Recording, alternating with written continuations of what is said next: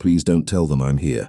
The boy's voice was barely louder than the rain tapping against the diner windows, but it stopped Nora Reynolds colder than a scream. It was 11:47 on a Thursday night, 13 minutes before closing, and the Reynolds diner was nearly empty except for a trucker finishing coffee at the counter, an elderly couple sharing a slice of apple pie, and Dale Mercer counting the register with the suspicious concentration of a man who trusted no one. Nora had just lifted a stack of plates swung open and a small figure stumbled inside. The boy looked no older than 8. Water streamed from his black hair and dark coat, gathering in a puddle around his polished shoes. His skin was pale, much paler than any child's should have been, and his eyes carried the bright, hunted fear of something that had been running for too long. Before Nora could ask where his parents were, he crossed the kitchen in 3 silent steps, slipped beneath table 7, and wrapped both hands around her wrist. His fingers were cold enough to make her flinch. "Please," he whispered again, "hide me." Nora lowered herself beside the table, careful not to frighten him further. "What's your name?" The boy glanced toward the front windows. "Ellie." "Okay, Eli, who are we hiding from?" His grip tightened. Outside, headlights appeared through the rain. One black sedan rolled to the curb, then another stopped behind it, then a third. Their engines made almost no sound. Nora counted 6 before giving up. Across the street, more dark vehicles turned the corner in a slow, perfect line, their polished surfaces reflecting the red glow of the diner sign. Doors opened. Men and women stepped into the rain wearing long black coats. None of them carried umbrellas. None of them rushed. They moved with the calm certainty of people who already knew there was nowhere left to run. Nora's heartbeat quickened. "Are those the people looking for you?" Eli nodded. "How many?" "Hundreds." "Hundreds of what?" The boy raised his face toward hers. His eyes changed in the weak yellow light beneath the table, shifting from soft brown to a deep molten gold. "Vampires." Nora stared at him. Dale closed the cash drawer with a sharp metallic click. "Nora," he called, "why's the back door open?" She did not answer. She had spent most of her 27 years believing in overdue rent, bad tips, late buses, and medical bills that kept arriving even after the person they belonged to was gone. Vampires did not belong in that list, yet the boy beneath the table had no visible breath. The room had grown colder around him, and outside, every figure in the street had turned toward the diner at the exact same moment. Nora looked down at Eli's wrist. A dark circular mark showed beneath his wet sleeve, shaped almost like a crown pressed into the skin. She remembered something her mother had told her years ago, back when Nora was 12 and found a frightened child hiding behind the grocery store. Never return a scared child to the person he fears until you know the truth. Nora had thought it was simply one of Helen Reynolds' rules for being decent. Tonight it felt like a warning delivered across time. "Did they hurt you?" Nora asked. Eli shook his head quickly, but his eyes slid away. "Will they?" He did not answer. That was enough. Nora stood, grabbed the old grey coat hanging beside the kitchen door, and wrapped it around his shoulders. It nearly swallowed him. "There's a storage room past the pantry," she said. "The freezer broke last summer, and Dale's too cheap to fix it. Stay behind the empty flour bins. Don't make a sound until I come for you." Eli stared at her as if kindness was something more frightening than danger. "Why are you helping me?" Nora guided him toward the hallway. "Because you asked." The front door opened before they reached the pantry. A gust of cold air swept through the diner. The bell above the entrance rang once, then fell strangely silent. Nora glanced over her shoulder. A tall man stood in the doorway, dressed in a black suit beneath a rain-dark coat. His face was white and still, sharper and paler than the others behind him. Dark hair framed a calm expression, but his eyes burned with a muted crimson light. Power did not enter the room with him. It seemed to have been waiting for him there. Dale opened his mouth, perhaps to complain, perhaps to ask for an order, but no sound came out. Outside, hundreds of pale figures filled the street from curb to curb. Then, as one, they lowered their heads. Every one of them bowed to the man in the doorway. Eli stopped breathing beside Nora. His hand slipped into hers. "That's him," he whispered. Nora kept her eyes on the stranger. "The one chasing you." Eli shook his head. And the answer came so softly she almost missed it. "Their king." The man lifted his crimson gaze and looked directly at the narrow hallway where Nora stood shielding the child. His expression did not change, but the lights above the counter flickered. "And he's my father." The words settled between Nora and Eli like frost. For one suspended second, the diner seemed to forget how to breathe. Rain traced silver lines down the windows. The trucker at the counter stared into his coffee. The elderly couple sat perfectly still, their forks hovering above the same slice of pie. Even Dale Mercer, who usually filled every silence with a complaint, remained behind the register with both hands pressed flat against the counter. Nora looked from the pale man in the doorway to the child beside her. "Your father?" she whispered. Eli nodded, but he did not move toward him. That mattered more than the title, more than the bowed figures outside, more than the crimson light in the stranger's eyes. Nora stepped sideways, placing herself between Eli and the front of the diner. The man noticed. His gaze dropped briefly to the child's hand wrapped around hers, then returned to her face. "Elia's," he said. His voice was low and controlled, yet every glass on the nearest table gave a faint tremor. Eli pressed closer to Nora. The man's expression remained still, but something changed behind it. Not anger. Fear held too tightly to be seen. "Come to me," he said. Eli shook his head. Nora felt the movement through his small hand. The crowd outside did not stir. Hundreds of figures waited in the rain with their heads lowered, as though the entire street had become a silent court. Nora swallowed. "He does not want to go with you." Several faces beyond the windows lifted at once. Dale made a small choking sound near the register. The man studied Nora as though no human had ever spoken to him that way. "You do not understand the danger surrounding him, then explain it." His eyes narrowed slightly. "Move away from my son." Nora's pulse struck hard against her ribs, but her feet stayed planted. Earlier that evening, she had been worried about whether Dale would cut her hours again. She had counted the tips in her apron twice, knowing they would not cover the electric bill and the last payment on her mother's hospital account. None of that had disappeared. It had simply become smaller than the frightened boy holding her hand.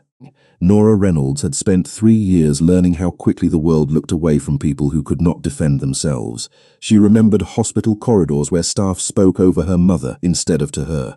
She remembered landlords who smiled while adding late fees. She remembered Dale taking $10 from a teenage busboy because a customer had broken a glass. Helplessness always seemed to attract people eager to use it. Her mother had hated that.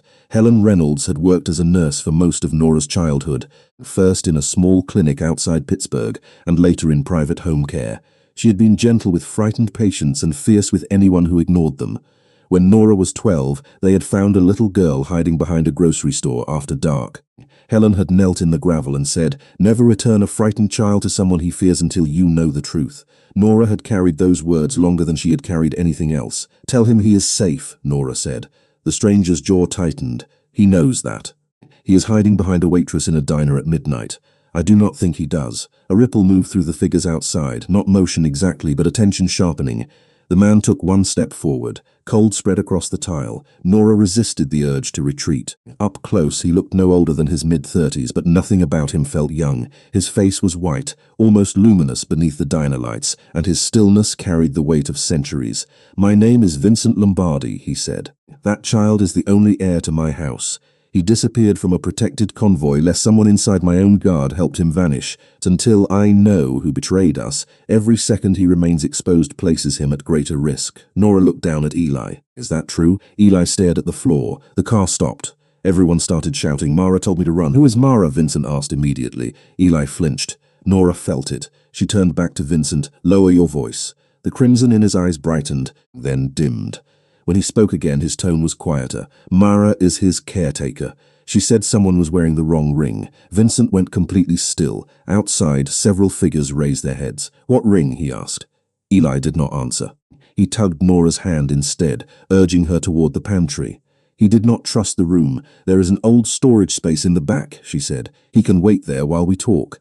A man with silver eyes stepped into the doorway behind Vincent. A heavy ring gleamed on his right hand. Its face bore the shape of a crown inside a circle. Eli saw it. His fingers locked around Nora's wrist with sudden force. His golden eyes widened and all color left his already pale face. "Nora," he whispered. It was the first time he had used her name. She had never told it to him. Then his gaze shifted to the name tag pinned above her apron pocket. Reynolds. Eli stared at the letters as though they belonged to a memory. "Reynolds," he breathed. The gold in his eyes flared brighter. "Nori." Nora's heart stopped for one impossible beat. Only one person had ever called her that. Her mother. For the first time since entering the diner, Vincent Lombardi looked uncertain. The name had reached him with the force of a memory he had spent years trying to bury. Reynolds. Nora saw it in the slight change around his eyes, in the way his attention moved from her name tag to Eli's face, then back again. The silver-eyed man behind him noticed it too. "Your Majesty, we should secure the building." Vincent did not look away from Nora. "Marcus, no one enters until I give the order." The man inclined his head. So this was Marcus Vale, the commander whose ring had frightened Eli. Nora studied him more carefully. He stood 6 feet from the child and made no attempt to come closer. His silver eyes were alert, but not cruel. The ring on his right hand bore the same crown-shaped emblem pressed into Eli's wrist. You know that name, Nora said to Vincent. Rain whispered against the windows. I knew a woman named Helen Reynolds, he answered. Nora felt the diner tilt beneath her feet. My mother. Vincent's expression turned unreadable again, but the silence around him deepened. Outside, the vampires waited in perfect formation, filling both sidewalks and the wet street beyond. They had arrived from every direction, yet not one spoke above a murmur. Some wore expensive coats and polished shoes. Others looked like security officers, physicians, drivers, or ordinary people pulled from their lives by a single command. Their differences vanished whenever Vincent moved. He was the still point holding all of them in place. How did you know her? Nora asked. Not here, Vincent said. That is not an answer. Marcus glanced toward the windows. Miss Reynolds, there are at least 300 members of the royal houses outside this diner. Every one of them is searching for the prince. We do not yet know who can be trusted. Nora tightened her hold on Eli's hand. Then why bring all of them? Because the king's son vanished, Marcus replied, and because whoever planned it expected panic. Vincent turned his head slightly. The movement was small, but the entire street seemed to respond. Close both ends of the block, no one leaves. No one approaches the diner without my permission. The order passed silently from one vampire to another. Black vehicles shifted into position. Figures moved beneath the rain, sealing the street without frightening the people inside nearby buildings. Nora understood then that the hundreds outside were not one group. They were dozens of families, guards, advisors, and servants brought together by fear. Most had come to find Eli. One of them might have helped him disappear. Vincent faced his son again. I need to know what happened in the convoy. Eli stared at the ring on Marcus's hand. Mara said not to trust the Red Guard. Marcus's face tightened. Mara has served the royal household for 18 years. She was afraid, Eli whispered. Of whom? Vincent asked. The man with the ring. Marcus slowly removed his hand from sight and placed it behind his back. Was it me? Eli looked at him, then lowered his eyes. I do not know. Nora heard the shame in the boy's voice. He believed not knowing had somehow failed everyone. She crouched beside him. You do not have to solve this all at once. Eli glanced at her. But my father needs the truth. Your father needs you safe enough to remember it. Vincent absorbed the words without protest. That surprised Nora more than his power. A king might command hundreds, but the man before her had no command over his own fear. He could hear every heartbeat in the diner. He could close a city block with one sentence, yet he could not make his child step toward him. Nora saw the truth in the rigid line of his shoulders. Vincent Lombardi was not angry with Eli. He was terrified of losing him. Mara told the driver to stop near the river. Ishi said the bridge was blocked. Then the lights inside the car went out. Someone opened the rear door. Did you see a face? Marcus asked. Eli shook his head. Only a hand. The ring was silver. It had a crown. Marcus's ring returned to Nora's mind. The metal matched. But there had been dozens of vampires outside wearing symbols of loyalty. A ring could identify a guard. It could also disguise an enemy. What happened next? Vincent asked. Eli's voice grew softer. Mara pushed me through the other door. She said to find a place with yellow lights and humans inside. She said your people would hear my heart, but the traitor would hear it too. Nora looked at the warm lamps above the diner booths. Eli had not chosen this place by chance. He had followed instructions. Then he was meant to be found, she said. Marcus turned toward her. Explain. Mara sent him somewhere your kind could detect him, but also somewhere witnesses would be present. Somewhere no one could quietly take him without being seen. Vincent's crimson gaze sharpened. She was buying time, and forcing the traitor to enter in public, Nora said. A faint sound came from the back hallway. Not footsteps, something lighter. A metallic scrape from near the old storage room. Eli froze. Vincent heard it too. His head turned before anyone else reacted. Marcus moved toward the hallway, but Vincent raised one hand. Every vampire outside lifted their face at once. Nora felt Eli's fingers go cold in hers. There is someone behind the diner, Vincent said. His voice remained calm, but the lights above them dimmed, and they have been listening. The sound came again, a faint scrape against metal behind the storage room wall, followed by silence so complete that Nora could hear the old refrigerator humming beneath the counter. Vincent raised one hand, and Marcus stopped before reaching the hallway. Stay with the boy, Vincent said. Nora did not move. He is already with me. His crimson eyes shifted to hers. Then do not let go. Two vampires entered through the kitchen door without making a sound. They wore dark coats and carried no visible weapons. One moved toward the rear exit while the other examined the narrow window above the sink. Outside, rain struck the alley in steady sheets. A shadow crossed the frosted glass and vanished. Eli pressed himself against Nora's side. That is how they found us, he whispered. They followed the sound of my heart. Vincent heard him. His face became even paler. No, he said. They followed mine. Marcus turned. Your Majesty? Vincent looked toward the street where hundreds of vampires still waited beneath the rain. The moment I entered this block, every loyal house knew where I was. So did the traitor. Nora understood the trap before anyone said it aloud. Whoever had been listening behind the diner had not followed Eli. They had waited for Vincent to find him. You brought the danger here, she said.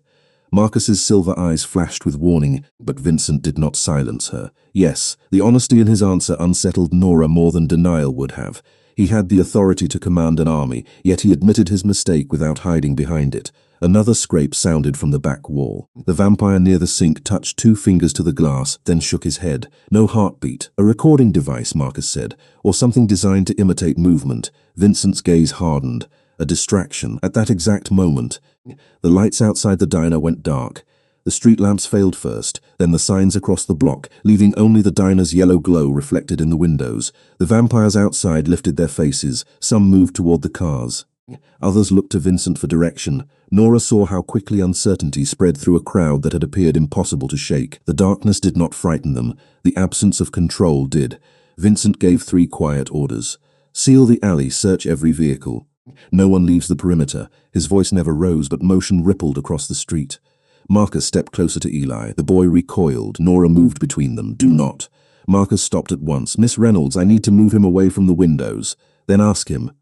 Marcus looked at the child. It seemed to cost him something to soften his tone. Elias, may I take you to the kitchen? Eli's eyes remained fixed on the silver ring. No. Marcus accepted the answer and stepped back. Vincent watched the exchange in silence. Nora could not tell whether he approved or simply understood that forcing Eli would make everything worse. Dale finally found his voice behind the register. This is my diner, he said, although the words came out thin. All of you need to leave before I call the police. No one laughed. Vincent turned toward him. You should call them. Dale blinked. What? Tell them there is a gas leak on this block. Ask them to redirect traffic without approaching the building. Dale stared as if he had expected a threat and received instructions instead. Why would I do that? Because there are human families in the apartments above the pharmacy, Vincent said, and whoever arranged this may try to create panic. Nora looked through the side window. 3 floors of dark apartments rose above the closed stores. Curtains shifted. People were watching. Vincent had noticed them before anyone else. Dale reached for the phone. Marcus spoke quietly into a small radio.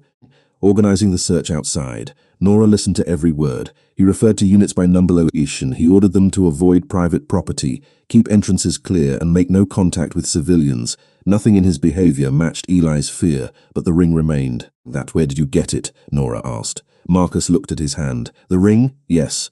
It was given to me when I became commander of the Red Guard. How many exist? 7. Where are the others? Marcus's expression changed. Locked in the Royal Armory. Vincent turned toward him. Who has access? Marcus answered of seals. 2 senior counselors. Names, Nora said. Marcus did not appreciate the command, but Vincent gave a slight nod. Lord Cassian Rook and Lady Seraphine Cole. Eli flinched at the first name. It was small, almost invisible, but Nora felt it through his hand. She crouched until they were eye level. Ellie, do you know Cassian? The boy looked toward Vincent, then back to Nora. He visits my room when father is away. Vincent's stillness became dangerous. For what purpose? He asks what I dream about. Anything else? Eli swallowed. He says the throne listens when I sleep. Nora felt the room grow colder. Before Vincent could ask another question, a voice came from the front doorway. Your Majesty, forgive the delay. An older man stood beneath the yellow light, his white hair untouched by the rain, and his expression calm enough to seem rehearsed. Every vampire outside bowed. Vincent did not. Eli's fingers tightened painfully around Nora's hand. The man smiled at the child with gentle familiarity. There you are, little prince. Nora stepped fully in front of Eli. Lord Cassian Rook looked at her name tag, and for the first time his smile disappeared. For one quiet second no one moved. Lord Cassian Rook stood in the doorway with rain shining on the shoulders of his dark coat, his pale face arranged in careful calm, yet Nora had seen the change. His eyes had settled on her name tag, and the warmth had vanished from his expression before he rebuilt it. Vincent saw it too. You know her name, he said. Cassian turned his attention to the king. I know many names, Your Majesty. That was not my question. The diner seemed smaller with every word. Eli remained behind Nora, one hand locked around her wrist. Cassian's gaze shifted toward the child. The prince has been through a frightening ordeal. He should be returned to the palace immediately. Nora felt Eli pull back. He does not want to go with you. Cassian looked at her as though a chair had spoken. This is a royal matter. He is still a child. A faint murmur moved through the vampires outside. Cassian ignored it. "Your concern is admirable, Miss Reynolds, but misplaced." "Then why did you stop smiling when you read my name?" Vincent asked. Cassian's face remained controlled. "Because Helen Reynolds once worked near the royal household. I was surprised to see the name again." Nora's throat tightened. "Near the royal household?"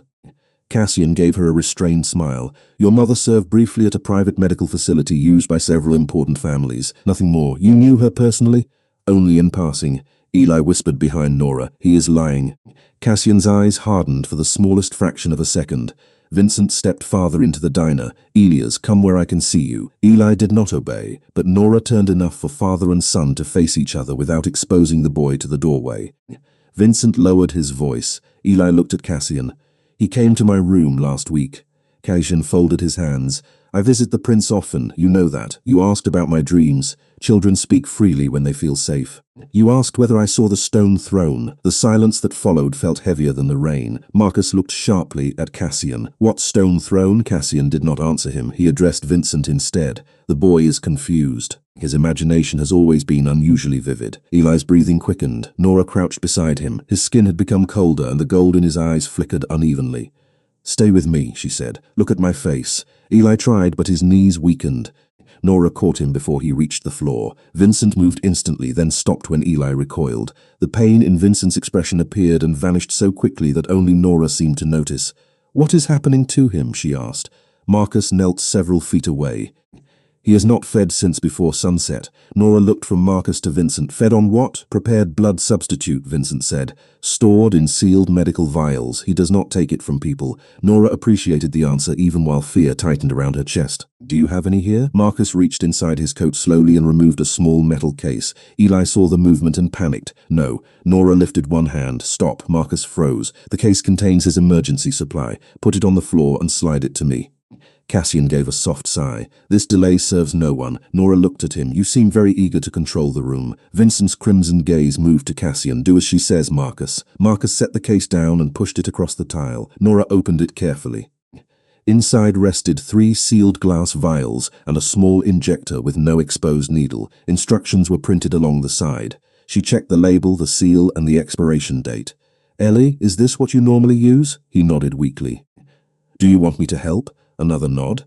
Nora pressed the injector against the side of his upper arm through his wet shirt and activated it. There was a soft click. Within moments, warmth returned to his face, his breathing steadied.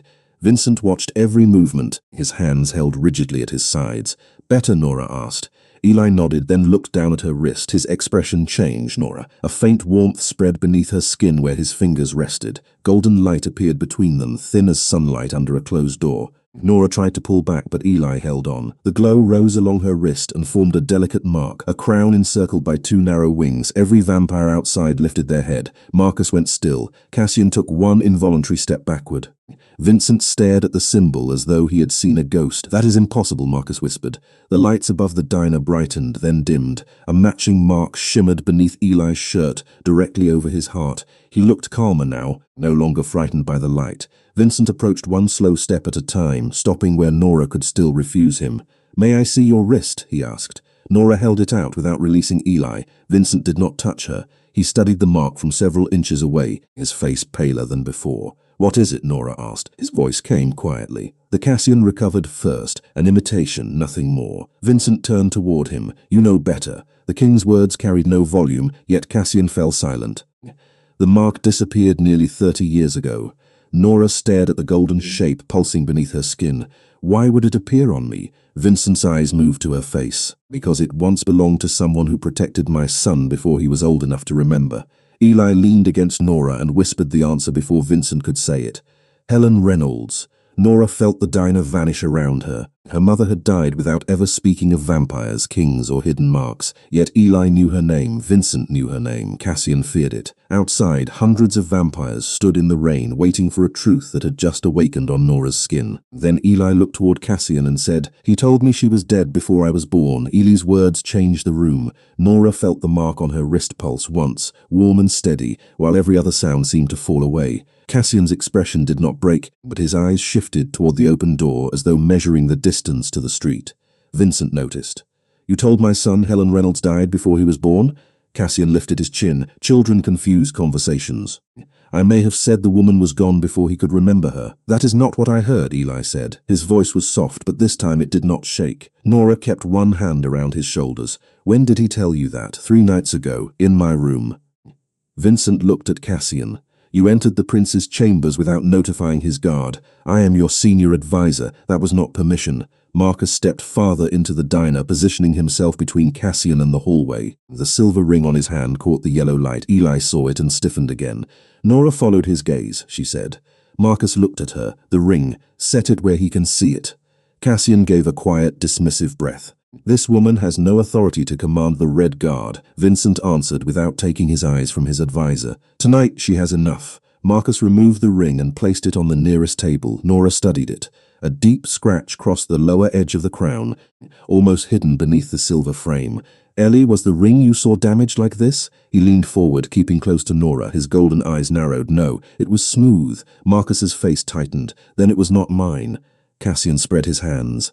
Or the child failed to notice a scratch while frightened. Nora looked at him. You seem determined to make every answer meaningless. I am determined to prevent fear from becoming evidence. Then help us find evidence.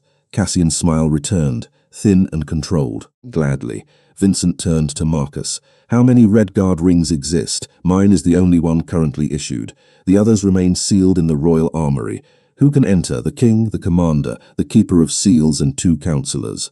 Marcus paused. Lord Cassian and Lady Seraphine. Outside, the vampires remained motionless, but the tension among them had changed. Nora could feel their attention pressing against the windows. Cassian looked toward Marcus. You are forgetting the armory staff. They cannot open the inner vault without one of our blood seals, Marcus replied. And the vault records every entry. Vincent's voice became colder. Retrieve the records. Marcus touched the small radio at his collar and issued the order in full, careful words. Cassian watched him, then glanced again toward the door. Nora saw it, so did Vincent. You are free to leave, Vincent said. Cassian's gaze returned to him. Your Majesty, you have looked at the street 3 times. If you wish to leave, do so. No one mistook the offer for kindness. Cassian remained where he stood. I would never abandon the prince. Eli whispered. He said that too. Nora crouched beside him. When, in my room, he said father was too busy protecting the kingdom, so someone else had to protect me. Yet the cold in the diner deepened. What else did he say? Eli hesitated. He asked whether the throne spoke in my dreams. He asked if I saw a door under the castle. I told him no. Cassian stepped forward. Marcus blocked him with one arm. Enough, Cassian said. The child is exhausted. This interrogation is harming him. Then why did you question him alone? Nora asked. Cassian turned toward her, and for the first time the calm mask slipped. You know nothing about our world. I know what fear looks like. Nora lifted her marked wrist. And apparently my mother knew enough to make you afraid of her name. The golden symbol brightened. Eli's matching mark answered beneath his shirt. A low vibration passed through the diner floor, faint but unmistakable. The glasses on the tables trembled. Vincent stared at the 2 marks, not with fear but recognition. The bond is responding to truth, he said. Cassian's expression sharpened. That is an old superstition. No, Marcus said. The guardian mark was used to verify royal testimony before the old court was dissolved. Nora looked at Vincent. So it reacts when someone lies? Not exactly. It responds when the protected heir is threatened by deception. Eli's hand closed around Nora's. The mark flared brighter. Every eye turned to Cassian. He did not step back this time. Instead he smiled, and the gentleness was gone. A light on a human wrist proves nothing. A sharp crack sounded from the front window. Nora saw only a silver flash moving through the glass toward Eli. Vincent crossed the distance before she could breathe. He turned, shielding the child with his own body as the object struck his shoulder and fell harmlessly to the floor. It was a narrow silver dart, no longer than a pencil. There was no blood, no cry, only Vincent's sudden stillness. Marcus seized the dart with a folded napkin and looked toward the rooftops. The shot came from across the street. Cassian moved toward the door. Then I will organize the search. No, Vincent said. His voice was quiet, but the entire block seemed to freeze. He straightened slowly, one hand resting against the table. His face had gone almost colorless. Marcus will conduct the search. Cassian stopped. Vincent looked at Nora, then at Eli. You were right. The traitor did not follow my son here. His crimson eyes settled on Cassian. The traitor was already waiting for me to find him. The silver dart lay on the tile between them, small enough to disappear beneath a napkin, yet powerful enough to expose the fear no one wished to name. Vincent remained standing, but Nora saw the effort behind his stillness. The color had drained from his already pale face, and one hand gripped the edge of the table with quiet force. Eli looked up at him, his golden eyes wide. "Father," Vincent turned toward his son. The crimson light in his eyes softened. "I am here." He took one step, then stopped when Eli moved closer to Nora. The hesitation wounded him more deeply than the dart ever could. Nora saw it in the silence that followed. Outside, Marcus's command spread through the block. Vampires moved toward the rooftops, alleys, parked cars, and fire escapes. No one shouted. No one broke formation. They searched with frightening speed and perfect discipline, but Vincent did not look toward them. His attention remained fixed on Eli. "The silver is weakening you," Nora said. "It will pass." His voice was steady, but his fingers tightened around the table. "That is not what I asked." Vincent met her gaze. "It will not kill me." Eli released Nora's hand. For one hopeful second, Vincent seemed to expect the boy to come to him. Instead, Eli reached for the grey coat wrapped around his shoulders and held it closed. "You always say that," he whispered. Vincent's expression changed. "Say what?" "That everything will pass. That everything is under control." Even Cassian watched without speaking. Eli looked down at the floor. "But Mara was afraid. The driver was afraid. Everyone was afraid except you." Vincent lowered himself slowly until one knee touched the tile. A murmur passed through the vampires beyond the windows. Their king had bowed to no one, yet now he knelt before an 8-year-old boy in a roadside diner. "I was afraid," Vincent said. Eli finally looked afraid. "Kings learn to hide what frightens them. Why? Because others depend on us." Nora watched Eli consider that answer. "I depend on you too." The words were not accusing. That made them heavier. Vincent bowed his head once. "Yes, then why did you not know who came into my room?" Cassian's posture shifted. Marcus returned through the front door at that moment, rain shining on his coat. "The rooftop is empty," he reported. "We found a mechanical launcher attached to the water tower across the street. It was activated remotely." Vincent rose slower than before. "No shooter, no heartbeat, no scent. The device was placed before we arrived." Nora looked toward Cassian. Someone knew exactly where Vincent would stand. Cassian's calm expression returned. "Anyone familiar with royal security could predict the king would shield his heir. Anyone familiar with this diner could predict where the child would be seen," Nora replied. But no one knew Eli had come here until Vincent arrived. Marcus placed the wrapped dart on the counter. The launcher was aimed through the front window before the streetlights failed. Whoever set it knew the search would lead to this block. Vincent's gaze settled on Cassian. "Who received the first location report?" Marcus answered. "The Royal Command Channel. Who has access? Senior Security, the Council, and the Keeper of Seals." Cassian gave a restrained sigh. "This proves only that the traitor has access to privileged information, and a Red Guard ring," Nora said, "and knowledge of the prince's dreams, and knowledge of Helen Reynolds." Cassian looked at her with growing coldness. "You are building a story from fragments. Then help us complete it." Nora stepped closer to the table where Marcus had placed his ring. She lifted it by the edge, careful not to touch the emblem. "Ellie said the ring he saw was smooth. This one is scratched. You said 7 exist. 1 is here. 6 are sealed." Marcus nodded. "Correct. Then someone either opened the armory or created a copy. A copy would require access to the original mold," Marcus said. "Where is that kept?"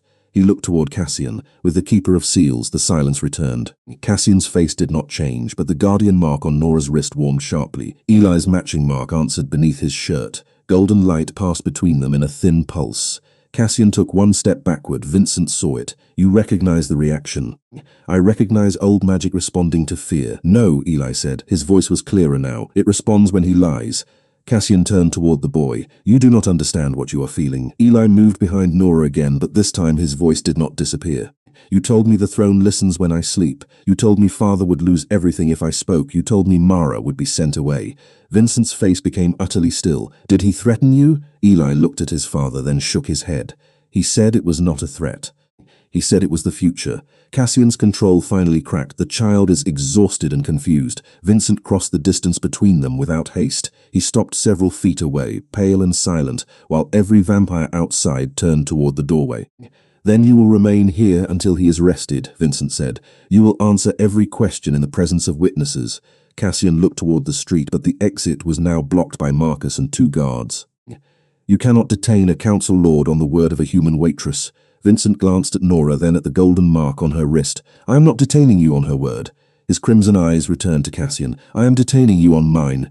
Cassian's expression became calm again, but the calm no longer looked natural, it looked chosen. He slowly removed a silver signet ring from inside his coat and placed it on the table. Its face bore a flawless crown with no scratch at all. Eli stopped breathing.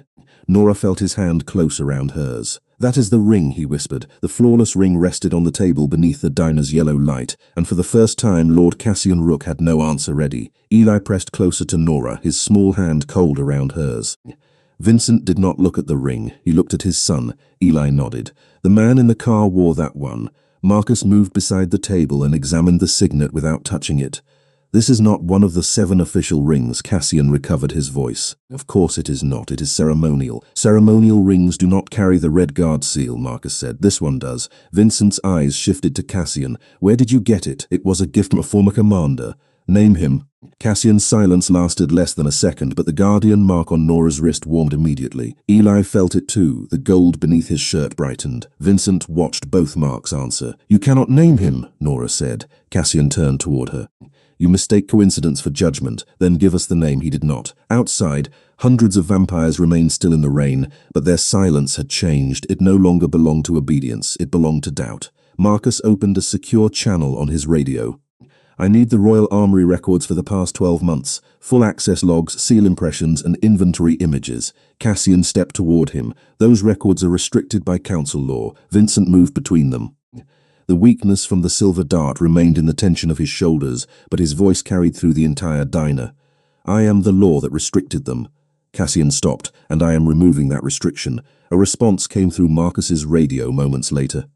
His expression hardened as he listened. "The vault was opened 3 weeks," Vincent asked. "The keeper of seals and 1 council authority." "Which authority?" Marcus looked directly at Cassian. "Lord Rook." Dale, still holding the diner phone, slowly lowered it from his ear. The trucker at the counter looked toward the window, perhaps finally understanding that he was watching something larger than a dispute between strangers. Cassian remained composed. "I conducted a routine inventory. The log shows 1 ring mold was removed for 11 minutes, Marcus said. "You signed it back in." Nora looked at the perfect ring. "Long enough to make a copy," Marcus nodded. "More than long enough." Cassian's eyes cooled. "You have a duplicated seal and the uncertain memory of a frightened child. That is not proof of treason." "No," Vincent said. "It is proof that you lied. About a ring, about entering my son's room, about knowing Helen Reynolds, about the Royal Armory." Vincent stepped closer, and the lights above them dimmed again. How many lies should a king tolerate before he begins asking what they protect? Cassian's calm finally sharpened into anger. "You are allowing a human stranger to influence the succession of an ancient house." Nora felt the words settle around her like an accusation. Before she could answer, Vincent did. "She protected my son when my own court failed him." Cassian looked toward the gathered vampires outside, "and now she bears a mark that could challenge the authority of the throne." A murmur passed through the street. There it was, not concern for Eli, not concern for law, fear of Nora. Vincent heard it too. "The guardian mark does not challenge the throne," he said. "It protects the heir from it." Cassian's expression changed. "Barely. Enough." Nora saw recognition. "You knew," she said. "You knew what the mark could do." Cassian looked at her wrist. "I know old stories." "My mother was not a story." The gold beneath Nora's skin bright. "You knew her." Cassian's jaw tightened. Vincent turned to Marcus. "We are leaving." Nora looked toward the windows. "Leaving for where?" "The palace." "With hundreds of vampires outside and at least 1 traitor among them?" "Not with all of them." Vincent faced the street. "Only those I choose." Marcus began issuing names into his radio, selecting a small inner group. Vincent ordered the rest to remain on the block until cleared. No one objected. Still, Nora did not move. "Ellie decides whether he goes," she said. Vincent looked at his son. "Elias, will you return with me if Nora comes too?" Eli looked up at her. "Will you?" Nora thought of her apartment, her unpaid bills, and the double shift waiting in 6 hours. She thought of her mother's hidden past and the golden mark still burning on her wrist. Then she looked at the boy who had trusted her before he trusted a king. "Yes." Vincent gave a single nod. "Then you will enter as a protected witness, not a prisoner." Cassian gave a quiet laugh. "The council will never accept that." Vincent turned toward him. "The council will accept that she saved the prince, and if they do not?" Nora asked. Vincent met her eyes. Marcus placed the false ring inside an evidence case and secured it. 2 guards moved toward Cassian, but Vincent raised one hand. "He comes under observation, not in chains." Cassian smiled faintly. "Mercy?" "No. Witnesses." As they prepared to leave, Eli tugged Nora's sleeve. "There is something under the ring." Marcus reopened the evidence case. Along the inner band, nearly invisible beneath the silver, was a tiny engraved symbol. Nora recognized it before anyone spoke. It matched the wings around the crown on her wrist. Vincent stared at the mark. That symbol belonged to Helen Reynolds. Cassian's calm vanished completely. Nora looked at him. "Then my mother did not just know about your world." Her voice remained steady, though her heart did not. She left evidence inside it. The symbol beneath the false ring changed everything. Vincent ordered the diner sealed as evidence, then moved Nora and Eli through the kitchen exit into a black sport utility vehicle waiting in the alley. Marcus rode in front. Vincent sat across from Nora and his son, one hand resting near the place where the silver dart had struck him. He looked stronger than before, but the pallor of his face had deepened until he seemed carved from winter stone. Cassian traveled in a separate vehicle under guard. No sirens followed them, no convoy of hundreds. Only 4 cars left the block. Moving through the sleeping city beneath a steady curtain of rain, Eli remained wrapped in Nora's grey coat. His head rested against her shoulder, though his eyes stayed open. "How far is the palace?" Nora asked. 32 miles north, Marcus answered. "It is hidden inside a private estate beyond the county line." Nora glanced through the dark window. "A castle in Pennsylvania. The oldest part predates the state," Vincent said. "Most people see only the restored mansion, and the people who see more, they are invited." His gaze rested on the golden mark at her wrist, or chosen by circumstances neither side understands. Nora looked down at Eli. "I am not interested in being chosen, neither was your mother." The words struck harder than she expected. "You keep saying you knew her, but you have not told me how." Vincent was silent for several seconds. "Helen Reynolds worked at a private clinic used by my household. 8 years ago, when Elias was born, someone inside the court attempted to interfere with his recovery from a rare blood disorder. Helen discovered that his medication had been altered. Eli lifted his head. "Mother saved me. Nora's mother did," Vincent said gently. "She hid you for 3 days while I searched for the person responsible for him. My mother hid a newborn vampire prince for 3 days and then came home and never mentioned it. She believed silence would keep you safe. Did it?" Vincent did not answer. The road narrowed. City lights gave way to dark trees and stone walls rising beyond the headlights. Iron gates opened before the lead vehicle without anyone touching them. Beyond them, the estate stretched across hundreds of acres beneath the storm. The main house stood on a hill, its pale stone talon windows illuminated by warm gold light. It was not the ruin Nora expected. It looked maintained, inhabited, and impossibly old. Dozens of figures waited beneath the covered entrance. As the vehicle stopped, every one of them bowed. Nora did not. Vincent stepped out first, then turned back toward Eli. He did not reach for him. "Would you like me to carry you?" he asked. Eli hesitated, then shook his head. "I can walk." Vincent nodded. Hiding the disappointment with practiced ease, Nora climbed out beside the boy. The cold air smelled of wet cedar and stone. Inside, the entrance hall rose 3 stories beneath a painted ceiling. Portraits lined the walls, their subjects pale and watchful. Guards stood at every doorway, but none approached Eli without permission. At the far end of the hall, a group of vampires waited around a long black table. Their clothing was formal. Their expressions were not welcoming. A silver-haired woman stepped forward. "Your Majesty, the council has assembled." Her gaze moved to Nora. "Why has a human been brought into the inner court?" "Because she protected the prince," Vincent said. "And because she carries the guardian mark." The woman's eyes dropped to Nora's wrist. Shock crossed her face before discipline concealed it. "That mark belongs to the throne," Nora answered before Vincent could. "It belongs to me." Murmurs spread around the table. The silver-haired woman stiffened. "Humans do not dictate the meaning of royal law." "Then royal law can explain why someone copied a guard ring and used it to frighten a child." Marcus placed the evidence case on the table. The flawless silver ring lay inside, its hidden symbol visible under the glass. Several council members leaned closer. "Step back." Cassian entered under escort. Moments later, calm restored, his hands free, but watched. "This proceeding is already compromised," he said. "The human witness has influenced the prince and the king." Nora felt Eli's hand find hers. The guardian mark warmed. Vincent moved to the head of the table. "Nora Reynolds enters this court as a protected witness." The silver-haired woman looked at him. "Under whose authority?" "Mine." "Ancient law requires a human bearing that mark to remain under royal custody until the council decides whether she is a threat." Nora's stomach tightened. There it was, the trap hidden beneath formal words. Vincent looked at her. "Do you consent to remain here while we investigate?" The entire room waited for an easy yes. Nora did not give one. "I will stay under 3 conditions." Cassian almost smiled. The councilwoman looked offended. Vincent merely said, "Name them." Nora kept her voice steady. "I am not a prisoner. Eli is allowed to speak without anyone dismissing him as confused, and every record involving my mother is opened in front of witnesses." Silence filled the hall. Marcus watched Vincent carefully. Cassian watched the council. "Agreed," Vincent said. The silver-haired woman turned sharply. "Your Majesty, you cannot rewrite law by personal declaration." Vincent's face became cold and still. "Her consent is not a courtesy. It is the law from this moment forward." The council erupted into quiet protest, but the golden mark on Nora's wrist suddenly flared. A line of light stretched from her hand across the stone floor toward a sealed door beneath the grand staircase. Eli's matching mark answered beneath his shirt. Everyone fell silent. Vincent stared at the door. That chamber has been closed for 28 years. Nora took one step toward it. The light brightened. Cassian's composure broke. "Do not open that door." Nora looked back at him. "Why?" Vincent moved beside her. "Because," he said quietly, "Helen Reynolds was the last person who entered it.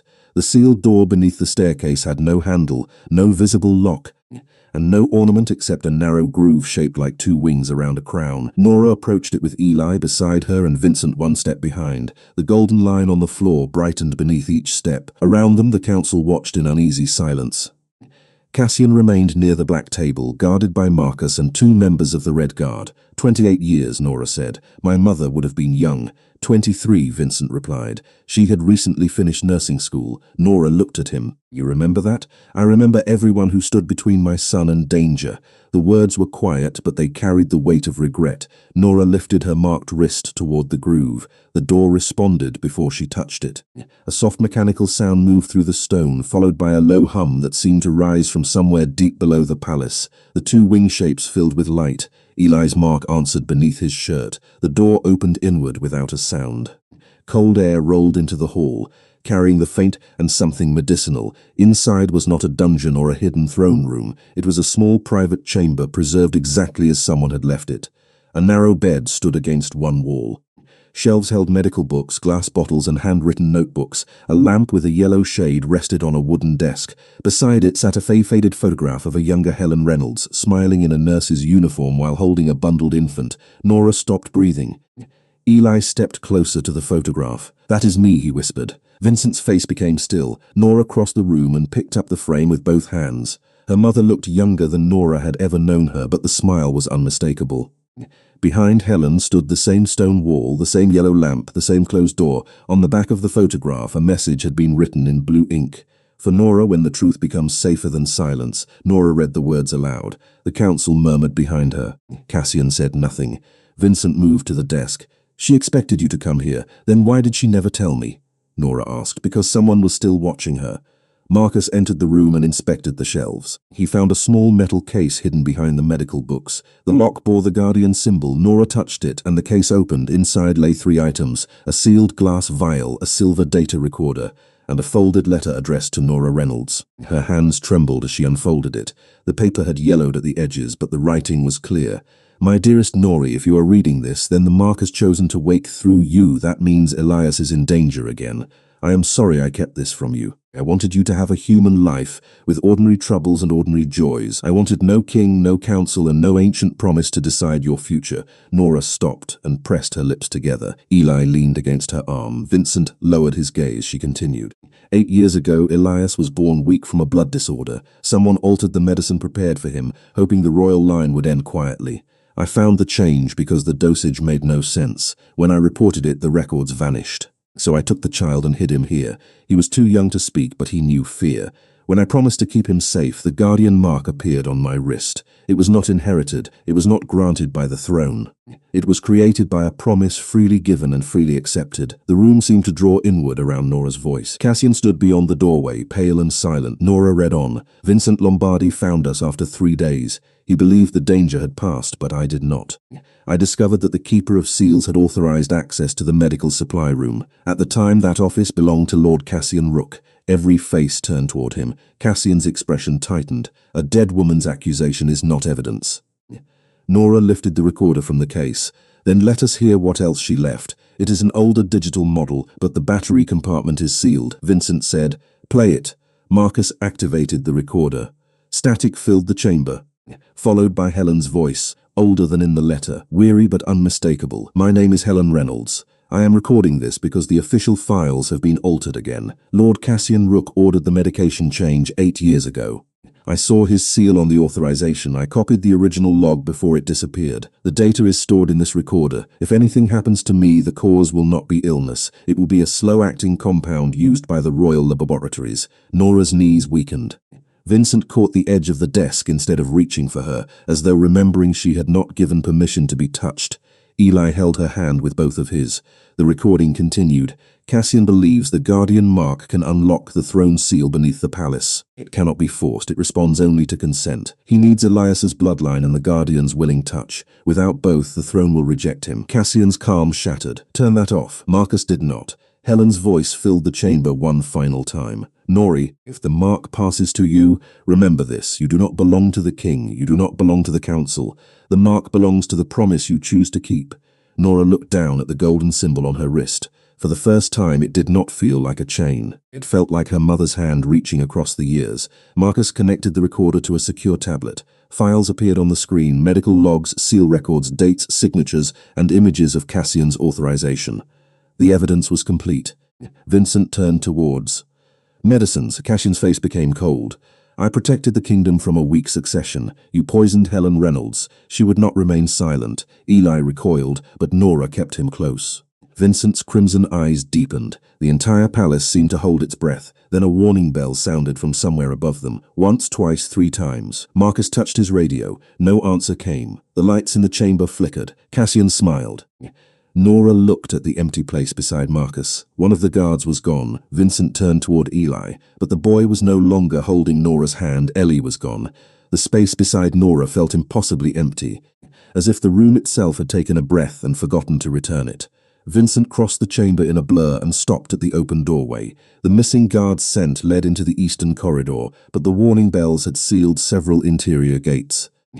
Marcus pressed his radio again. Static answered. The palace network is compromised. Cassian stood between the remaining guards, his expression calm once more. You should have left the past buried. Vincent turned toward him, and the temperature in the chamber dropped. Where is my son? Cassian smiled faintly. Somewhere your power cannot reach without completing the very process you fear. Nora stepped toward him. The guardian mark burned across her wrist. He needs Eli alive. Cassian's gaze shifted to her, for now. Vincent moved closer, but Nora raised one hand. Do not give him what he wants. His crimson eyes found hers. For a moment she saw the father beneath the king, ready to tear apart every wall in the palace. He wants you angry, Nora said. He planned the convoy attack. He planned the diner. He placed the dart where he knew you would protect Eli. Every step has been designed to make you react before you think. Marcus looked toward the old medical shelves. Helen mentioned a door beneath the castle. Nora remembered Eli's words. The throne listens when I sleep. She turned to Cassian. The chamber is underground. He said nothing, but the mark on her wrist pulsed, and the missing guard is taking Eli there. Vincent faced Marcus. How many routes lead below? 3 official routes. All can be sealed from the council level. There is another, Nora said. She looked at the photograph of Helen holding the infant prince. Behind her, partly hidden by the bed, a narrow arch had been carved into the stone wall. It looked decorative until Nora brought her marked wrist close. Golden light traced a thin vertical line. The wall opened inward, revealing a stairway descending into darkness. Marcus stared. That passage is not on any palace plan. My mother used it, Nora said. Vincent looked toward Cassian, which means he does not control it. Cassian's calm slipped again. That was enough. Vincent ordered the remaining guards to keep him under watch and transmit Helen's evidence to every council member once the network returned. Marcus took a lantern from the wall. Nora started toward her path. You are not going. He needs my mark. Exactly, which means Eli is safest while Cassian believes I might cooperate. You are human. I noticed, Nora. Her name sounded different in his voice now. Not a command, a plea held behind one. She met his gaze. You cannot enter that chamber without making Cassian's plan possible. Helen said he needs Eli's bloodline, my willing touch, and the throne's recognition of you. He has all 3 pieces only if we arrive together. Marcus understood, first. Nora nodded. I go ahead. Cassian thinks I am afraid and alone. Vincent enters only when I signal. Vincent's jaw tightened. That places you beside the man who killed your mother. It places me beside Eli. Silence stretched between them. Finally, Vincent stepped aside. Before Nora passed, he removed the black signet ring from his hand. It was older and heavier than Cassian's copy, marked with a crimson stone rather than silver. Nora did not reach for it. What does it mean? Every vampire in this palace must obey the person carrying it if I am unable to command. Does it bind me to you? No. Does it give you any claim over me? No. His answer came without hesitation. It gives you authority, nothing else. Nora accepted the ring and closed her fingers around it. Then listen carefully. You wait for my signal. Vincent looked down the dark stairway. I have spent centuries believing walls could protect everything I valued. Walls did not save Eli, no. His pale face softened with grief. They only taught him to be afraid inside them. Nora held his gaze. Trust will bring him back. She descended first. Marcus followed several steps behind, then turned into a side passage that would lead him around the lower chamber. Vincent remained at the entrance, held in place by the hardest command he had ever obeyed. The hidden staircase twisted beneath the palace. For nearly 200 feet, the air grew colder with every step. Golden light from Nora's wrist guided her when the lantern behind her disappeared into Marcus's route. At the bottom, she reached a black stone door already standing open. Beyond it, candles circled a low platform carved with the same winged crown as her mark. Eli sat at its center, wrapped in her grey coat. He was frightened but awake.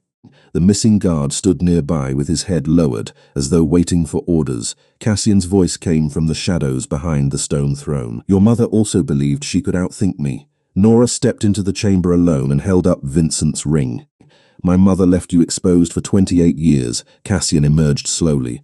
And now her daughter has brought me the king's authority. Nora looked at Eli, then at the glowing lines beneath his feet. Let him go. Place your marked hand on the throne seal. Not until he is standing beside me. Cassian, misunderstand your position. Nora's voice stayed calm. No, you misunderstand the mark. It cannot be forced. The golden symbol brightened, filling the chamber with warm light. Eli looked at her and seemed to understand. Cassian's smile faded. Somewhere behind the walls, stone shifted softly. Marcus was in position. Nora lifted her marked hand above the seal, close enough to make Cassian believe she might surrender. Tell me the truth first, she said. What happens when the throne rejects a false king? A false king is not destroyed by the throne, Cassian said. He is revealed by it. His voice echoed through the chamber, smooth and certain, but Nora heard the strain beneath it. The missing guard stood near Eli without moving. His eyes were unfocused, as if he were following instructions planted too deeply to question. Nora kept her marked hand suspended above the throne seal. Then why are you afraid? Cassian's gaze sharpened. I am not. The guardian mark flashed, symbol answered beneath his coat. Warm gold spread through the carved lines at his feet, and the black stone beneath the throne gave a low, resonant hum. Cassian looked down before he could stop himself. Nora saw the fear clearly now. She said, it has been listening since Eli entered this room. The throne listens to blood. No, it listens to choice. Cassian took one slow step closer. Your mother told herself the same comforting story. Nora did not lower her hand. My mother knew you could not make the mark obey you. Every promise breaks under the right pressure. He turned toward Eli. The boy sat very still, but his golden eyes remained fixed on Nora. Place your hand on the seal and the prince walks out unharmed. Nora glanced toward the narrow shadow behind the western pillar. Nothing moved, but she knew Marcus was there. Somewhere above, Vincent was still waiting for her signal. Trust, she had told him. Now she had to prove she meant it. Ellie, Nora said, do you remember what Mara told you? Cassian's expression hardened. Do not speak to him. Eli answered anyway. She said to find yellow lights and humans. Why? Because someone would see me. Nora looked directly at Cassian. That was your mistake. You built your plan around fear and secrecy, but Eli kept choosing witnesses. Cassian's calm slipped. He is a child. Exactly. And you never understood what children notice. Eli shifted inside the circle. His grey coat opened slightly, revealing the golden mark over his heart. I noticed your ring, he said. I noticed you only came when father was gone. I noticed you always locked the door.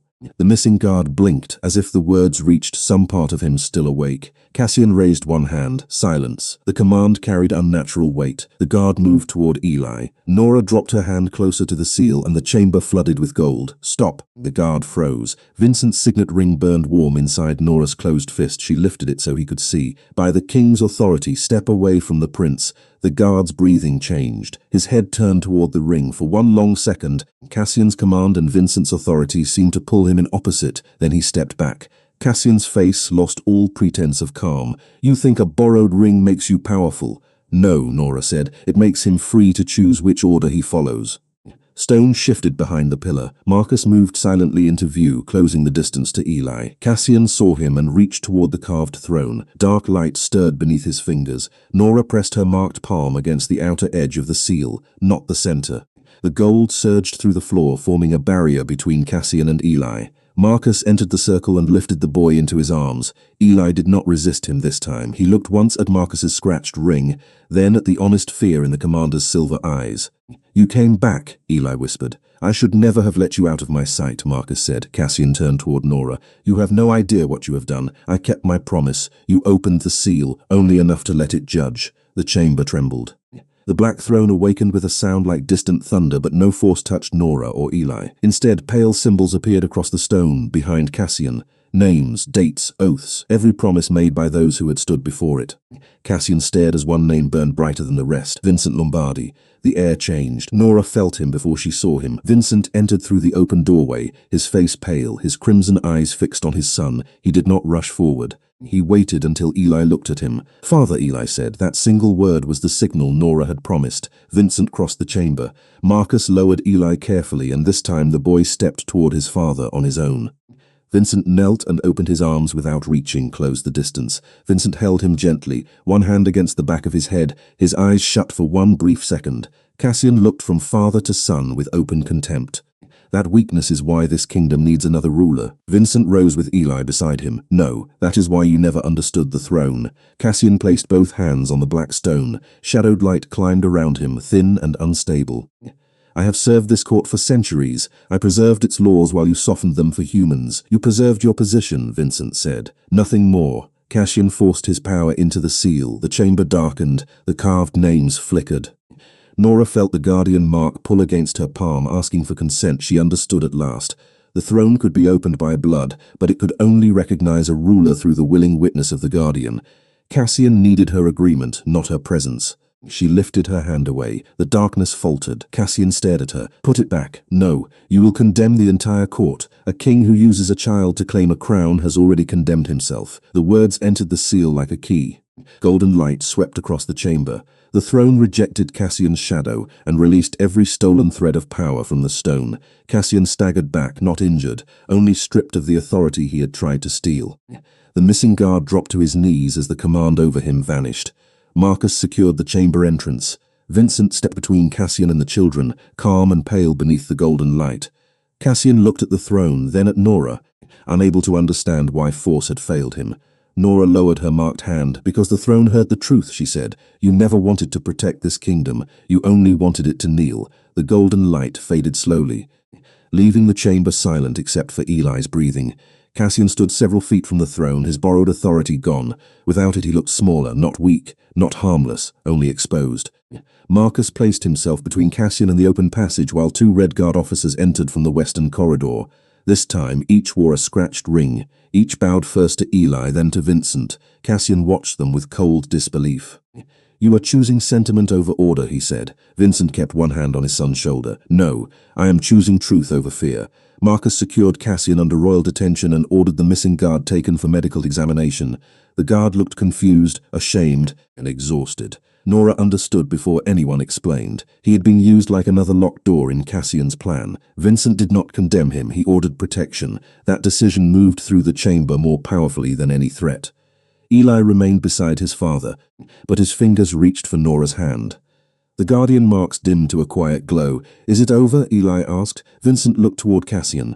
"This part is." Cassian smiled without warmth. "You still believe I acted alone." The council members gathered at the chamber entrance. The silver-haired woman who had challenged Nora now stood among them, pale and shaken. Marcus transmitted Helen's files to every official channel in the palace. One by one, phones and secure tablets illuminated across the room. Evidence spread faster than loyalty could hide it.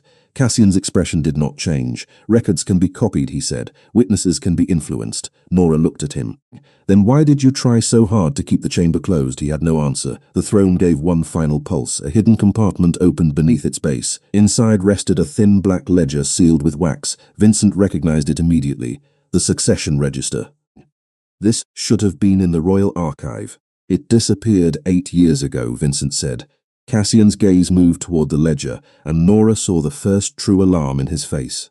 Marcus broke the seal under Vincent's authority and opened the final recorded page. Several names had been entered beneath Eli's birth record: council witnesses, medical officers, guardians. One name had been removed so aggressively that the paper had nearly torn: Helen Reynolds.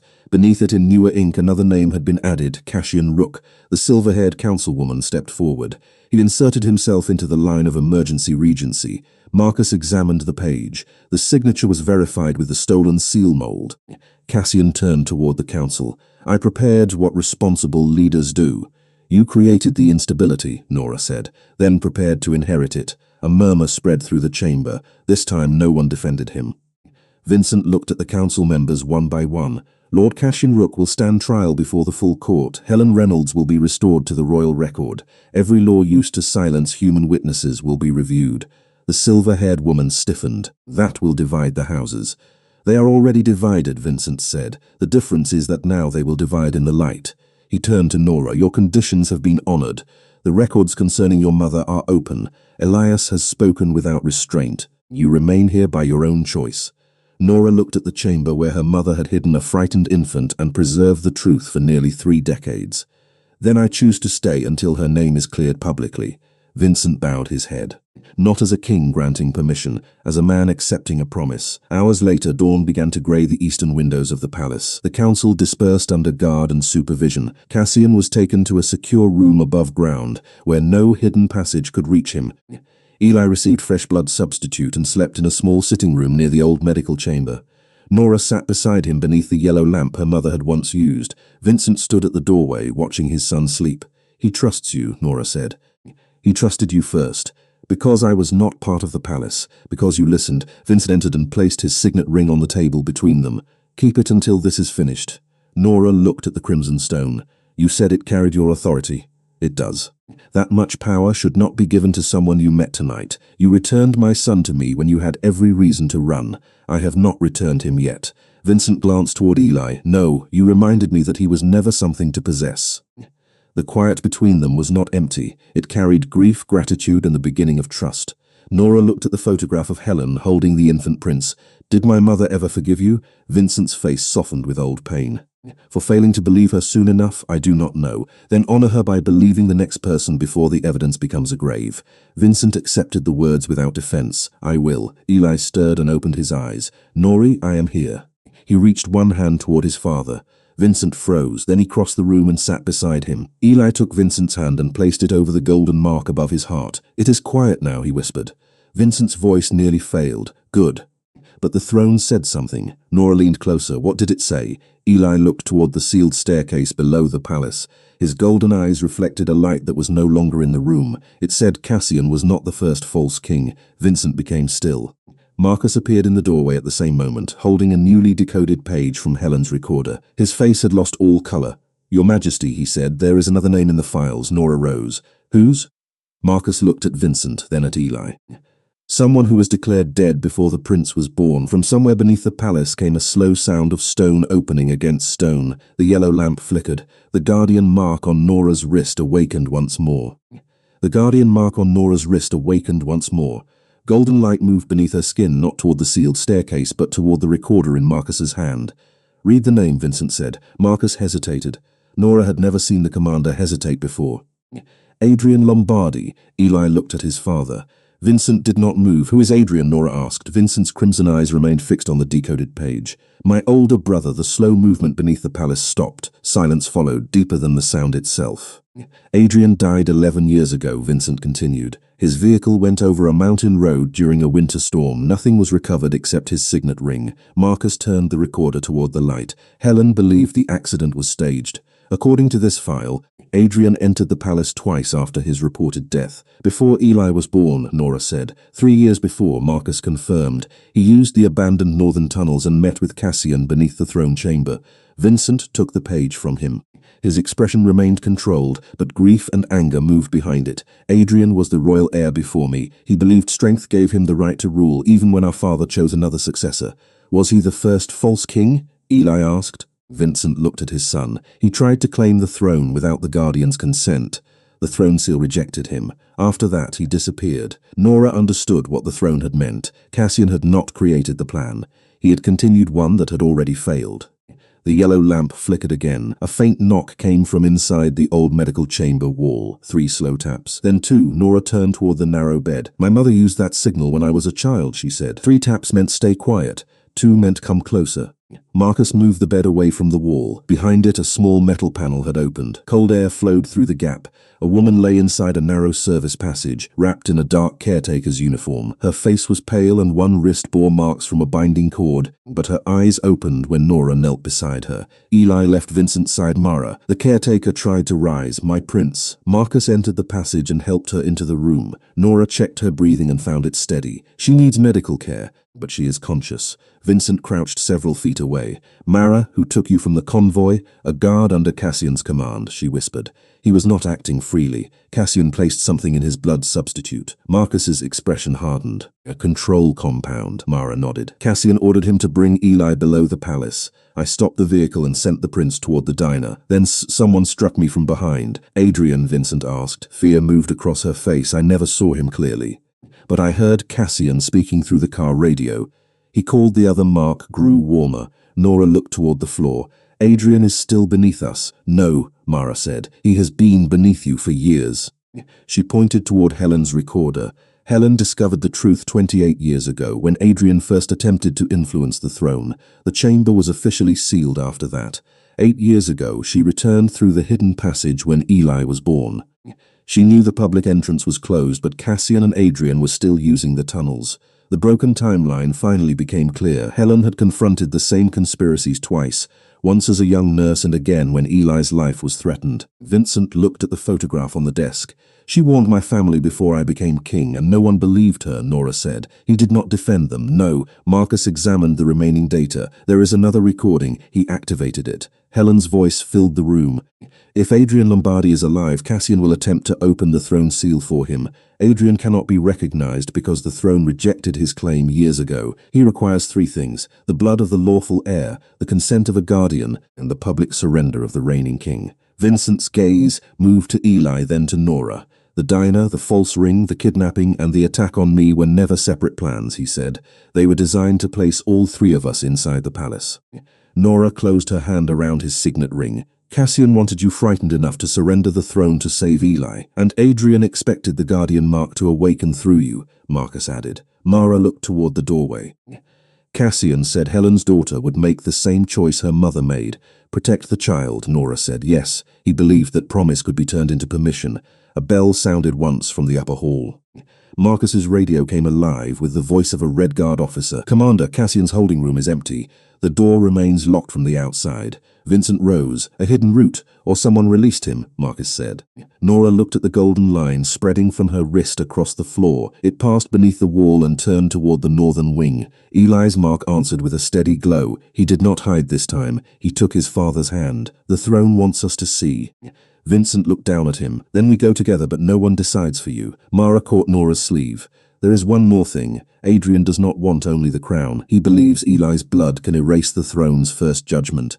A low sound moved through the palace, like an ancient door opening after years of pressure. Marcus drew the scratched ring from his pocket and called every loyal guard to the northern corridor. Vincent kept Eli beside him. Nora followed the golden path, carrying the authority of the king and the promise of her mother. When they reached the abandoned council hall, the doors were already open. Cassian stood inside, no longer guarded.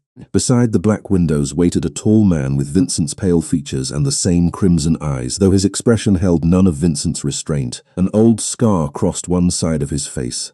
On his hand rested a royal signet ring that should have been buried 11 years ago. Vincent stopped at the threshold. The stranger smiled at Eli first, then at Nora. Helen's daughter, he said.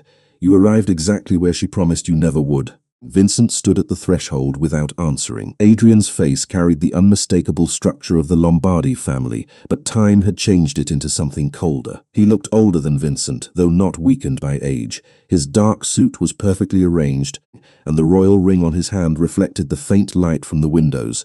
Cassian remained several feet behind him, stripped of borrowed authority but no longer pretending to be the architect of the conspiracy. Marcus moved slightly ahead of Nora and Eli. Red Guard officers filled the corridor behind them, each wearing a scratched ring that could not be mistaken for Cassian's copy.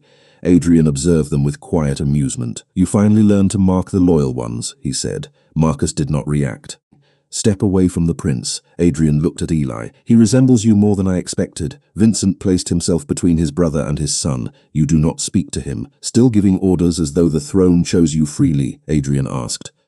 Our father feared what I would become, so he handed the crown to the brother who questioned everything. The throne rejected you before our father made his decision. Adrian's smile disappeared. The guardian mark on Nora's wrist warmed, confirming the truth. Cassian glanced at it with resentment. The throne was manipulated, Adrian said. A frightened human witness denied consent because Helen Reynolds filled her mind with doubt. Nora understood. There was another guardian before my mother. There was, Vincent said. Marcus's expression changed. My grandmother. Adrian turned toward him. She mistook hesitation for wisdom. Helen encouraged her to withdraw her hand during my recognition ceremony. The throne called me false, and my family erased me to protect Vincent's claim. You were not erased, Vincent said. You staged your death and spent 11 years hiding beneath the kingdom you believed belonged to you. Adrian lifted his ring.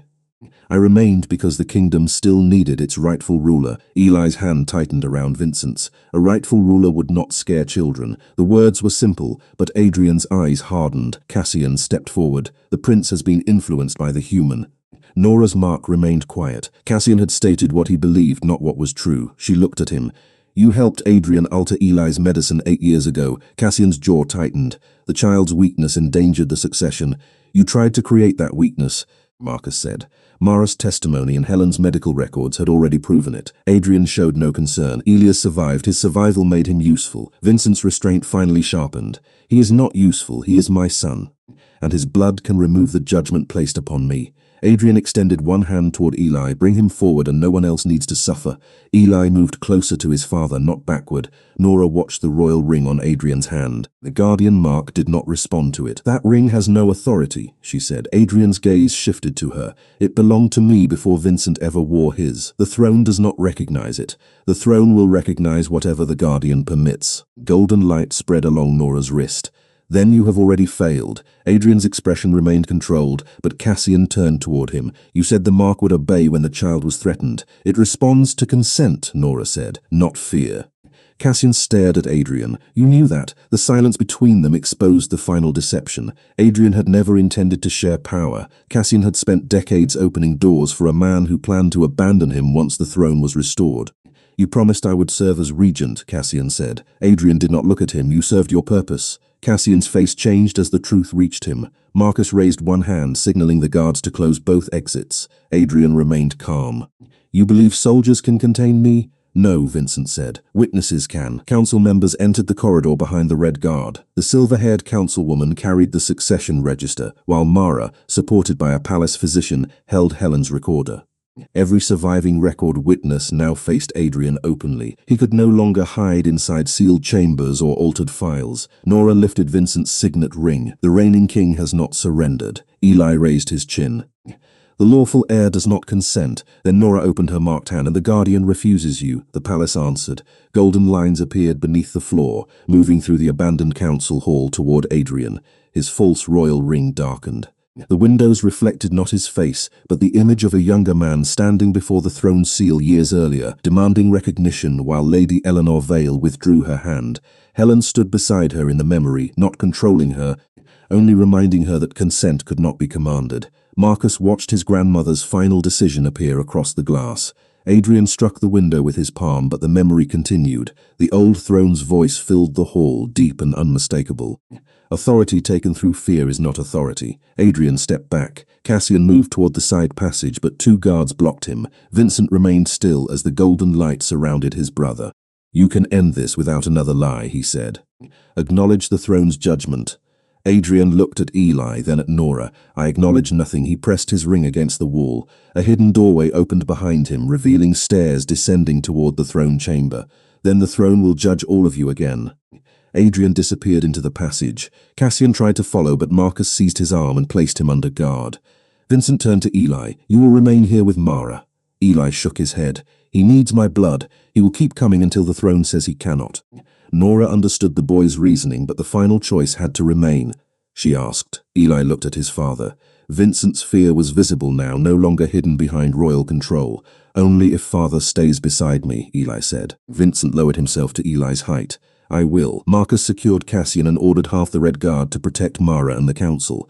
The others followed Vincent, Nora, and Eli into the passage. Below them, the throne seal awakened with a sound that shook dust from the ancient walls.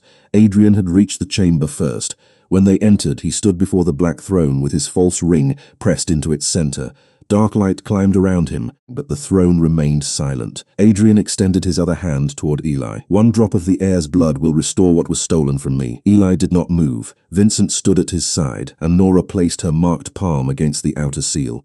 Golden light crossed the chamber, stronger than the darkness. Nothing was stolen, Nora said. You were refused. The throne opened its final record. Adrian Lombardi's name appeared across the stone, followed by every hidden order, altered document, and life he had used to reverse its judgment. The last entry carried no mystery and offered no second chance. Claim permanently denied. Adrian stared at the words while the false ring cracked beneath his hand. The dark light vanished. Every hidden passage sealed at once. Marcus stepped forward with the red guard. Adrian looked at Vincent, no longer powerful, only exposed. "You would imprison your own brother?" Vincent placed one hand on Eli's shoulder. "I will protect my son from anyone." Adrian was taken into royal custody beside Cassian. The throne's light softened and Nora felt the guardian mark grow quiet. The final threat had been revealed, judged, and contained. Yet before the chamber closed, the throne projected one last sentence across the stone. "The guardian's promise is fulfilled only when the truth is spoken before the entire kingdom. The guardian's promise is fulfilled only when the truth is spoken before the entire kingdom." The words remained across the stone after Adrian and Cassian were taken from the throne chamber. Nora read them twice. The guardian mark on her wrist had dimmed, but it had not disappeared. Vincent understood before she spoke. Defeating the conspiracy was not enough. Helen's name had been hidden, Mara's loyalty had been questioned, and generations of royal records had been altered to protect the powerful. The truth had to leave the palace. 3 days later, the gates of the royal estate opened to the public for the first time in 28 years. Citizens gathered in the outer courtyard while national networks carried the ceremony across the country. Red Guard officers stood along the stone steps, each wearing a scratched ring. Marcus stood at their center in a formal commander's uniform. He had resisted the promotion until Vincent reminded him that leadership was not a reward. It was a responsibility entrusted to someone who had already chosen truth when obedience would have been easier. Mara sat near the front with Eli beside her. Her injuries were healing, and the false accusations against her had been removed from every royal record. She had declined an official title, asking only to continue protecting Eli until he no longer needed her. Eli had answered that he would probably always need her, though not always for the same reasons. Nora stood at Vincent's right, wearing the same simple clothes she had worn when this began. She had refused ceremonial robes. Helen Reynolds had never needed a royal uniform to recognize what was wrong, and Nora would not pretend that courage came from a palace. Vincent stepped before the microphones without a written speech. He began with Adrian. He confirmed that his older brother had survived the reported accident 11 years earlier, had lived beneath the palace through hidden passages, and had directed a conspiracy to reverse the throne seal's lawful judgment. He named Cassian as Adrian's partner and explained the altered medical records, the controlled guards, the false royal rings, and the attempt to use Eli's blood and Nora's consent. Then Vincent spoke Helen's name. He told the country that Helen Reynolds had warned the royal family 28 years ago. She had supported Lady Eleanor Vale when the first guardian withdrew consent from Adrian's recognition ceremony.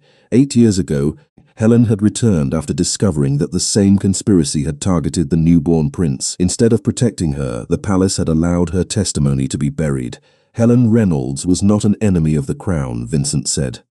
She protected it when those inside these walls would not. My family failed to believe her. I failed to uncover what had been done in our name. Today the royal record is corrected.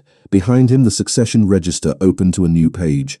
Helen's name appeared beneath the words guardian witness and protector of the lawful heir. Nora felt warmth move through her wrist. The mark glowed once, steady and gentle. Vincent then cleared Mara of every accusation. He explained that she had saved Eli during the convoy attack and had been imprisoned because she refused to surrender him. The guards who had been controlled through the blood substitute were publicly pardoned after medical evidence confirmed they had acted without free judgment. Those who had knowingly helped Adrian were removed from duty and placed before an independent court. Adrian and Cassian would face a public trial under civilian and royal law. Neither would be permitted private judgment, secret detention, or the protection of family rank. Vincent announced the Royal Consent Act before the assembled council. No king could surrender the crown under threat. No guardian could be compelled to approve a succession. No child of royal blood could be used to validate a claim. Hidden detention chambers beneath the palace would be permanently closed, and every sealed royal archive would be reviewed by an independent commission. When Vincent finished, he stepped away from the microphones and invited Nora forward. She had not prepared words. She looked at the thousands of faces beyond the gates and thought of the diner, of Helen's photograph, and of the promise she had never understood until Eli entered her life. "My mother did not protect the throne because it was powerful," Nora said. "She protected a child because he was powerless. That is the difference between authority and fear. Authority accepts a choice. Fear tries toward Eli. No promise should make a child belong to someone else. A promise should help that child become free. Eli walked to her without being called. He took one of Nora's hands and one of Vincent's. The guardian mark brightened across her wrist, passed into Eli's palm, and both of them no pain followed. No hidden door opened. The golden light simply disappeared, leaving only a pale line on Nora's skin.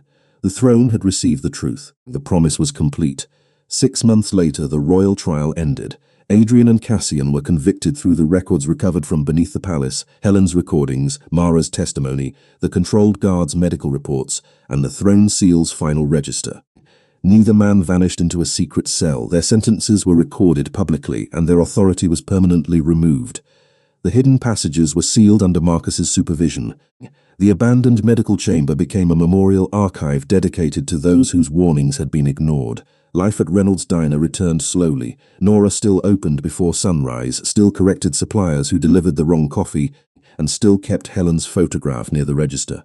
Vincent returned the original photograph to her in a new frame, but he did not place it in her hands as a king granting an honor. He placed it there as a man returning something his family should never have taken. Eli visited every Saturday with Mara or Vincent, though the Red Guard remained outside unless Nora invited them in. He learned to carry plates without spilling drinks and discovered that ordinary customers complained more about cold toast than royal scandals. One evening, the bell above the diner door rang just before closing. Vincent entered beside Eli, neither wearing formal clothing. Eli crossed the room and slid into his usual booth. Vincent paused near Nora. "Is there room for 2 more?" he asked. Nora looked at the quiet tables and the pale line where the guardian mark had once shone. "There is now," she said. Vincent sat beside his son. Nora turned the sign on the door from open to closed, then joined them. Outside, no hidden enemy watched from the darkness. Beneath the palace, no false king waited behind a sealed door. Eli was safe. Helen's name was restored. The truth belonged to everyone, and for the first time, every promise had been kept.